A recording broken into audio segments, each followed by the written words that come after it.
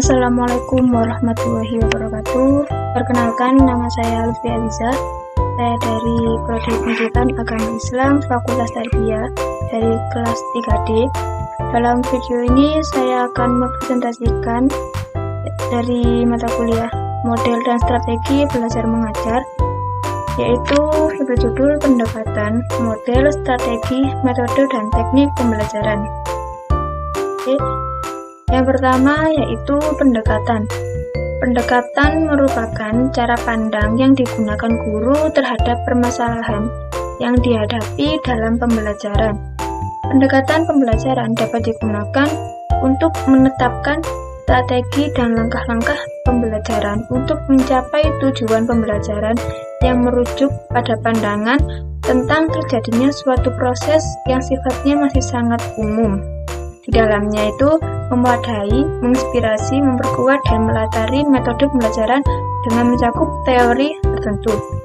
Jadi pendekatan ini tuh maksudnya guru itu harus memahami suatu permasalahan atau karakteristik dari siswa tersebut.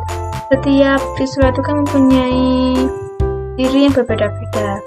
Nah, di situ guru ini harus mempunyai upaya di mana cara pendekatannya itu bisa menjadi suatu pembelajaran yang optimal. Dan menurut Anderson dalam Sujana mengemukakan ada dua kategori pendekatan, yaitu pendekatan yang berpusat pada guru dan pendekatan yang berpusat pada siswa. Contohnya pendekatan konsep, pendekatan lingkungan, dan pendekatan kontekstual. Untuk pendekatan berpusat pada guru, ini pengajarannya dapat menyampaikan materi sampai tuntas.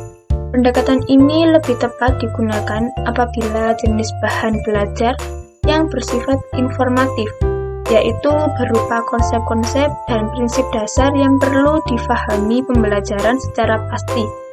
Dan yang kedua, ada pendekatan yang berpusat pada siswa.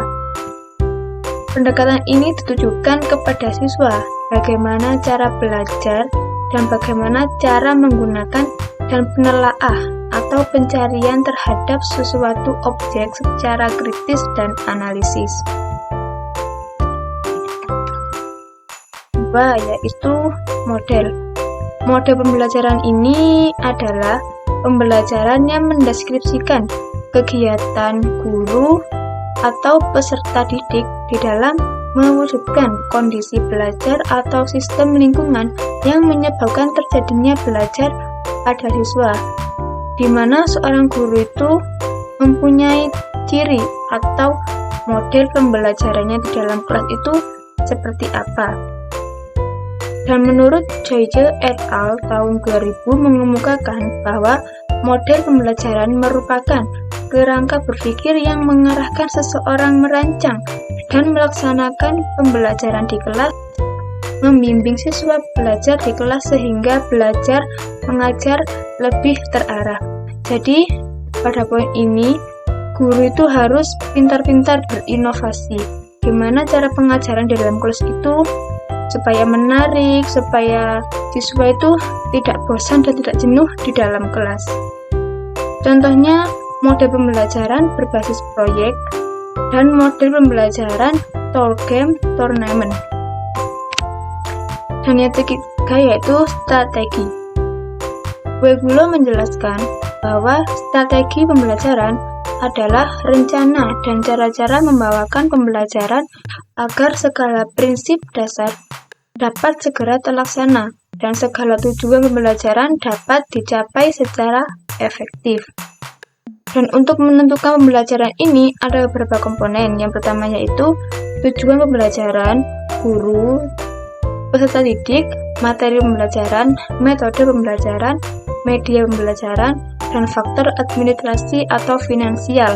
Misalnya seperti jadwal pembelajaran, kondisi ruang kelas.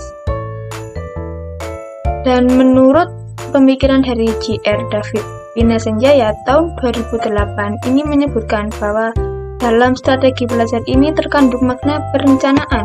Artinya bahwa strategi ini pada dasarnya masih bersifat konteks, tentang keputusan-keputusan yang akan diambil dalam suatu pelaksanaan pembelajaran. Contohnya itu seperti strategi pembelajaran inquiry, yaitu pembelajaran yang berpusat pada siswa, dan pembelajaran yang discovery learning dan group individual learning. Yang keempat yaitu metode. Metode dalam konteks pembelajaran ini merupakan kumpulan prinsip yang terkoordinir untuk melaksanakan pembelajaran secara optimal. Sedangkan dalam konteks pembelajaran ini, model itu diartikan sebagai cara-cara menyajikan suatu pelajaran pada situasi tertentu. Dan menurut para ahli, salah satunya yaitu Soekarno et al. Pada tahun 1981, ia mengemukakan bahwa metode ini merupakan salah satu unsur dalam strategi pembelajaran. Jadi, metode ini ada kaitannya dengan strategi pembelajaran yang saya sebutkan tadi. Metode ini merupakan langkah operasional dari strategi pembelajaran yang dipilih dalam mencapai tujuan yang optimal.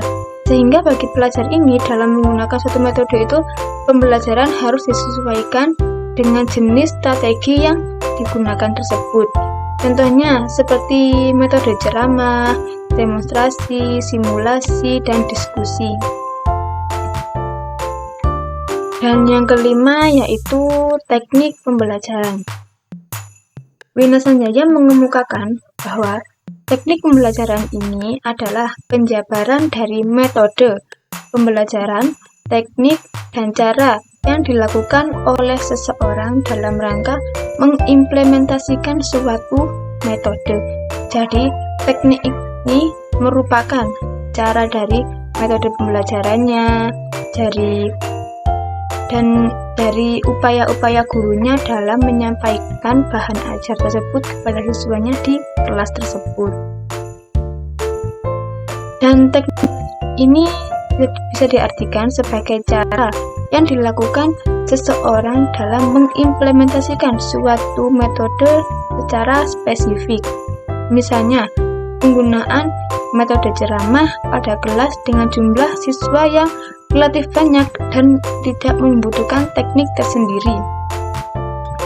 Dan tentunya secara teknis akan berbeda dengan penggunaan metode ceramah pada kelas yang jumlah siswanya itu terbatas. Dalam hal ini, guru pun dapat berganti-ganti teknik meskipun sudah koridor metode yang sama. Contohnya seperti perbedaan metode ceramah di kelas dan perbedaan metode ceramah pada kelas aktif dan pasif. Dan kesimpulan dari perbedaan 5 poin tersebut yaitu pendekatan. Pendekatan ini bisa diartikan atau lebih ringkasnya itu seperangkat asumsi, sudut pandang terhadap pembelajaran dan teori pembelajaran. Dan yang kedua, model. Model ini bisa disimpulkan yaitu penerapan suatu pendekatan atau kerangka konseptual. Jadi ada kaitannya model ini sudah pendekatan tersebut. Yang ketiga yaitu strategi. Strategi ini mengatur ketetapan penggunaan metode atau rencana pembelajaran atau desain pembelajaran tersebut. Dan yang keempat, metode. Metode ini implementasi strategi atau cara yang digunakan untuk mencapai strategi tersebut dan mencakup teknik. Dan yang terakhir yaitu teknik. Teknik ini implementasi metode secara spesifik untuk mencapai tujuan yang optimal. Baik, cukup sekian dari saya. Apabila presentasi dari saya kurang dipahami, mohon maaf yang sebesar-besarnya. Wassalamualaikum warahmatullahi wabarakatuh.